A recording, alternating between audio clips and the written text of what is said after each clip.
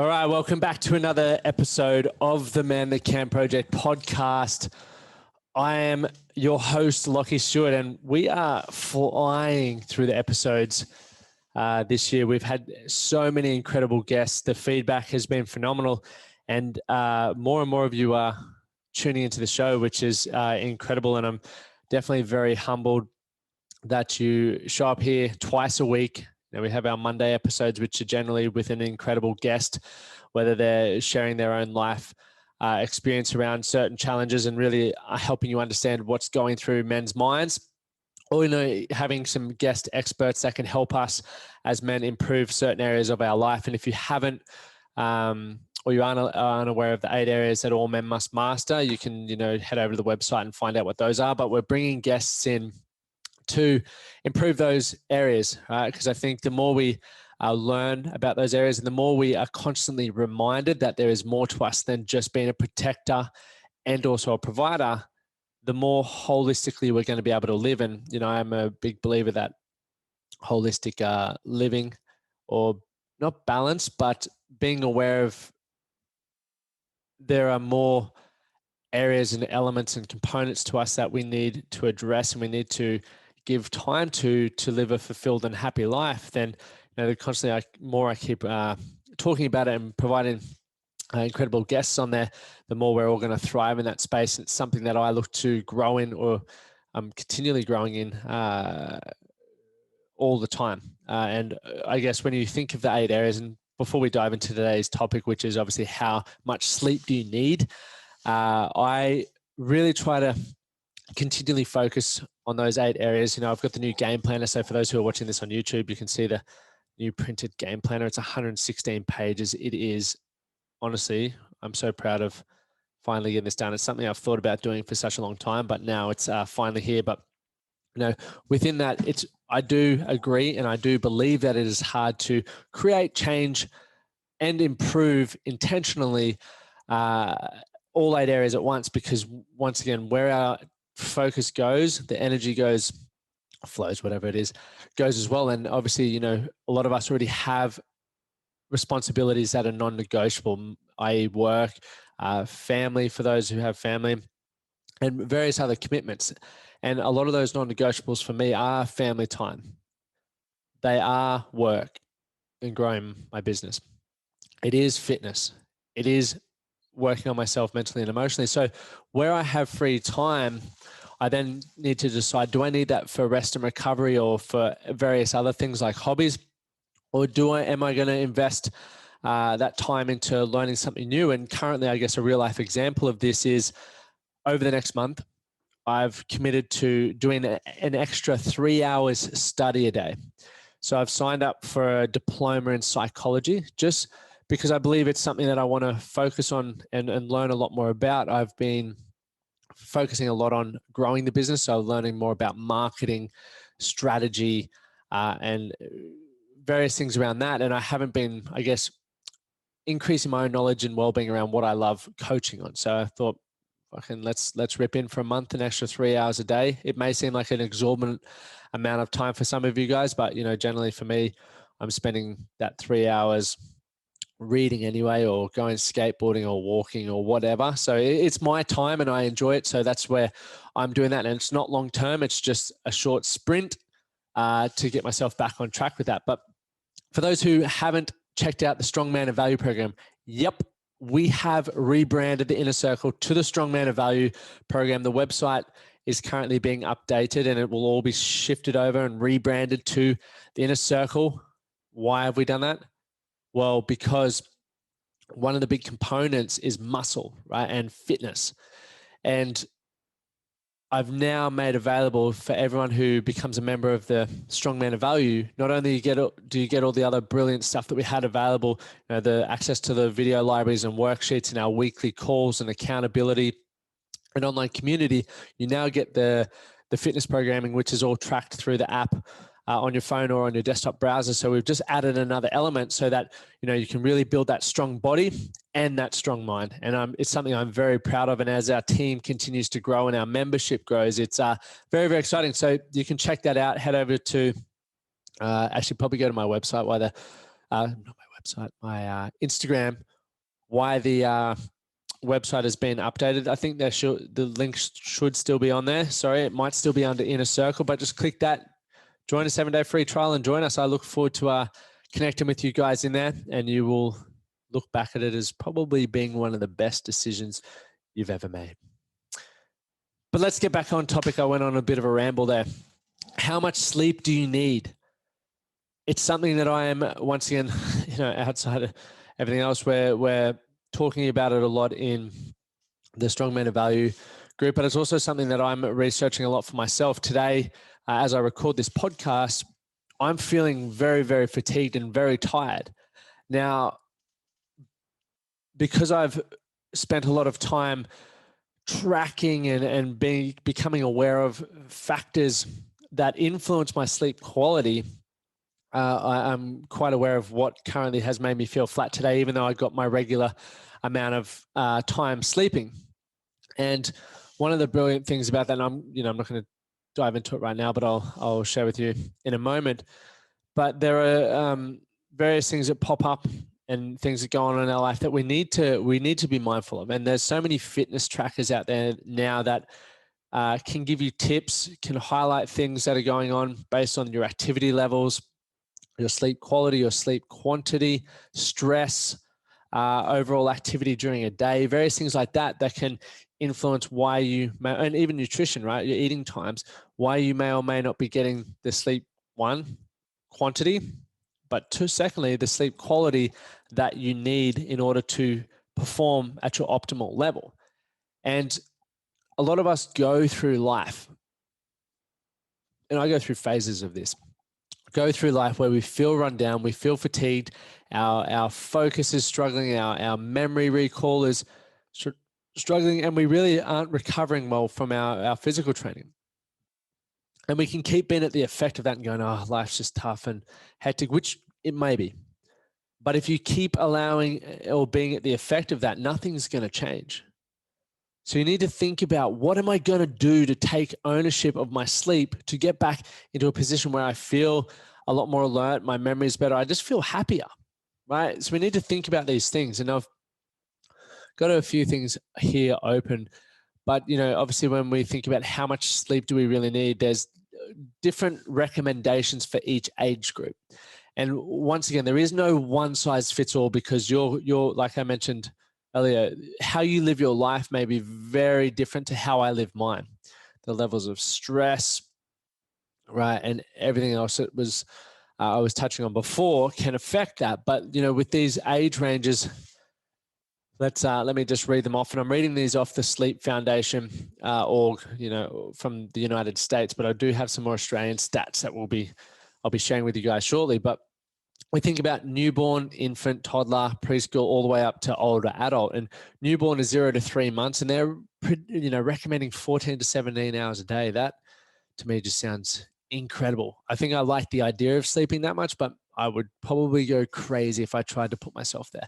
But let's probably move it down to where most of you guys are. For everyone who got the email yesterday, you would have seen and read a few of these stats. But from teenagers, so 14 to 17 years, they're recommending 8 to 10 hours.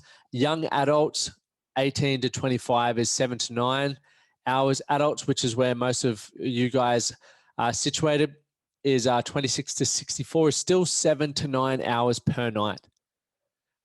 The challenge comes with this. For those of you who are high performers, which I know a lot of you guys consider yourself high performers, you're wanting to be the best version across various areas, which to me, if you're chasing growth, I consider you a high performer. I think you should consider yourself a high performer.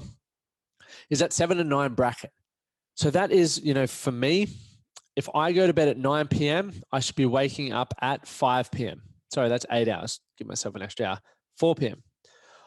Right? And it's really easy to think about that. And that's roughly what I try to do every night. I depending on how much I want to read the next morning, I'll get up between 4 and 4:30. But I always aim to go to bed around 9. And I used to wonder, why am I still not getting enough sleep? My sleep tracker is saying it's still falling short. And for me at the moment, I always aim for 6 hours 45. And that's 7 days a week.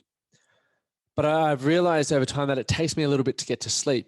right? For a lot of us, we go, right, I'm still getting 6 hours sleep, but you're not taking into account the fact that it may take you 15 minutes, 30 minutes, sometimes even an hour to fall asleep. So while you're giving yourself 6 hours in bed, you're actually only getting 5 hours asleep. And sleep is the time where our body recovers and repairs. Think about anything, whether it's cars, property, yourself, there's wear and tear. You need to take time to service it. You need to take time to rest and repair and recover. And ideally, we need to prioritize that, because when you've got something running smoother, right, a car or yourself, you're going to be more efficient, more fuel efficient, and you're going to run smoother throughout the day, which means you're going to be more efficient. Right? It's crazy. A lot of us sit there and go, I can't afford 7 hours sleep. I've got too much to do. I'm too busy. I'm guilty of it. I'm sure you're guilty of it. But then you flip it around and it's like, well, you can't afford not to sleep. Right? Your brain is not retaining information. Your brain is not recalling information as much. Your focus is all over the place. So maybe what would take you an hour if you were feeling fully rested and recovered is currently taking you 3 hours because you're distracted constantly. Your focus is down. Right? So we need to keep reminding ourselves that, and it's something that I think more and more I'll be, as I decrease my face-to-face hours with people, I'll be, allowing myself that extra hour sleep, as much as I really enjoy getting up at 4:30. And I hate, hear me out here. I hate getting out of bed when that alarm goes off. I absolutely hate it, but I love it when I'm out, because it's peace and quiet and myself and my own thoughts in the morning, which I absolutely love. And so when you think about, obviously, those sleep hours for yourself, you need to consider how productive, or ask yourself, am I productive, healthy, and happy on 7 hours sleep, or 5 hours sleep, 6 hours, or 9, however many hours you're sleeping? If not, then you need to look at adjusting it. And I would highly recommend trying a sleep tracker. Just like with diet, they recommend counting calories for a bit, just to get a gauge of where you're at and get feedback around energy and recovery and etc. Sleep trackers are brilliant, and I'm not going to recommend any. I've tried everything from Garmin to Apple Watch to Whoop to Oura Rings, and they've all given me feedback. From which I've learned from, and I've tested things, I've implemented things, and I've found really what's working well for me at the moment. Okay, to a point where I'm only feeling run down because I trained extremely hard under the barbell yesterday, which it's been a while since that's happened. So my body's just craving food. You need to think about if you have any health issues. If I know I have a busy day of meetings the next day, I'm really going to prioritize my sleep, because I want to be sharp. I'm not going to stay up till all hours and give myself limited rest, because, as I mentioned earlier, I exercise every day. I read every day. I really push myself to the limit. So I know that I'm going to be fatigued physically, mentally, and emotionally. So I need to prioritize that sleep to really grow through that. And you think about this, right? Some problems, and let's actually talk and touch on problems or why people aren't sleeping. And these are just going to be some basic ones, right? Some things that most people are guilty of every single day. The simple ones from blue light, from too much phone or screen time, caffeine, having caffeine too late in the day. I reckon it takes roughly 8 hours for it to wear off. So, obviously if you're going to bed at 10, 2's the latest. But for me personally, no later than 11, I'll have my last bit of caffeine. Stress, how stressed you're feeling throughout a day. Going to bed with your brain racing, thinking about what's happening tomorrow, what you didn't get done today, that can keep a lot of people up. If you have children, I know from my mates, they've got kids coming into the bedroom at all hours of the night, which can also interrupt your sleep routine. And just the final one I want to touch on is poor discipline around consistent sleep times. If you don't allow your circadian rhythm to catch up or sync up, your hormone response in your body is never going to be consistent, right? It's why they say get sunlight first thing in the morning, because it's like what really starts your body clock on. All right, we're good to go. Let's get the hormones pumping, the right ones, the cortisol, to get you up and going. And then towards the day, as the light's starting to decrease, our melatonin starts pumping, right? that's why you feel tired at certain times. But people work against that. And because some people might be waking up at 5 one day, 9 the next, 7 the next, your body's like, oh, fuck. I can't get any routine because I don't know what I'm prepping for. Inconsistency delivers inconsistent results and outcomes.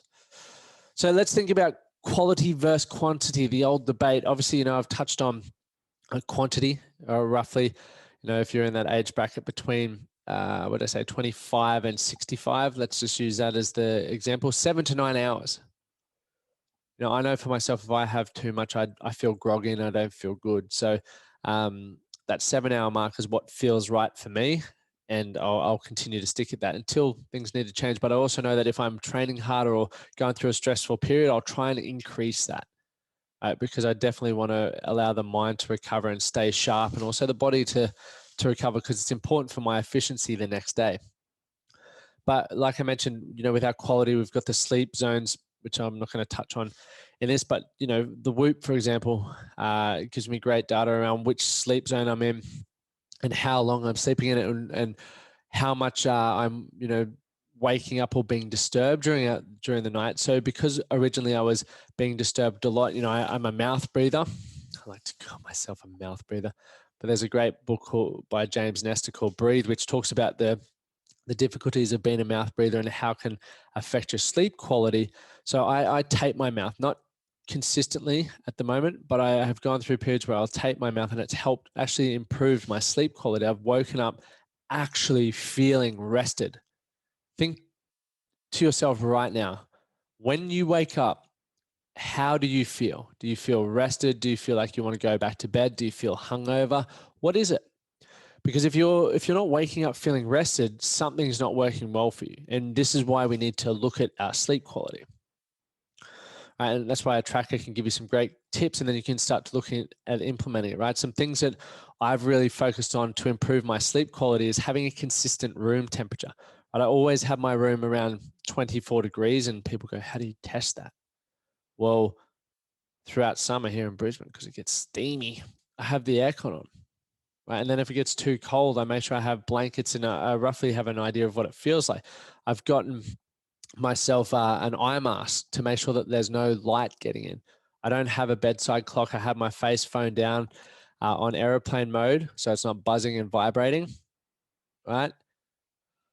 And that works really well for me. I love having fresh sheets, so I'll wash my sheets every 5 days because it helps with my sleep. So think about what would you need to improve in your room to improve your sleep quality. And think about this: sleeps or beds are for two things. You got the first one, you're probably going, fucking oath, it's for that. But secondly, it's sleep, right? You don't want to be sitting in there reading. You don't want to be sitting in your bed, sitting on your phone, because you want your brain to go, okay, when I hit the bed, one of two things is happening, right? And depending on how lucky you are, no, I'm kidding. But one of two things is happening. That's what you want. If you're going to stay up and read, or if you want to stay up and sit on your phone, go out of the bedroom. And they talk about this in Sleep Smarter. I can't remember the name of the book off the top of my head, but it's a really good book. But it's about programming your body. It's like when you go into the office at work, you know you're there to work. It's when you walk into the gym, you know that you're there to work out. Start training your brain to know what each space is for in your house, right? Exercising, if you can wear yourself out during the day, you're more than likely going to go, I cannot wait to just lay down and shut my eyes and start getting that recovery happening. Diet, hydration. If your energy is generally run down if you're not hydrated. So make sure you're looking after all these things. So when we think about how much sleep you need, obviously start taking ownership, start taking responsibility, learning more about it. Check out things that are going on in your bedroom, in your life, stress, all these sorts of factors, so you can get a greater idea of what's going to be working well for you. But I think it's something that is highly, highly important for us as men, because, and let me just get this up here, some of the benefits or some of the downsides here as to why we really need to start focusing on sleep is, poor sleep's linked to higher body weight. So if you're overweight, ask yourself, am I sleeping better, right? There was a review study where children and adults with short sleep duration were 89% and 55% more likely to develop obesity. That's incredible, Good sleepers, what's going on here? Good sleepers tend to eat fewer calories. Let me just work out what's going on here, just so I can give you the right. No, it's not going to let me read any more of that, which is fine. I'll get some more stats here that I just wanted to share with you. Obviously, they talk about this 24/7 society, right, where we all have access to the internet most every day and every night, and 16% of all working adults do work just before bed and also have frequent sleep difficulties or daytime sleep-related symptoms. Right, so think about, how are you setting up your life? It's really, really important to consider the stress that you put yourself up, the lifestyle things, what you're saying yes to, what you're saying no to, even what you do for work. I hear so many people be at the effect of their job, but it's like, you're the one who chooses to do that. If you want to take ownership, if you want to feel happier, if you want to feel more fulfilled, if you want to have a strong mind and a strong body, health is definitely, obviously. Sleep is one of those things you need to start being mindful of. Sleep is one of those things that you need to start prioritizing. And if there are things that are being detrimental to that, take ownership to improve it. Right? Sleep problems have a major effect on work performance.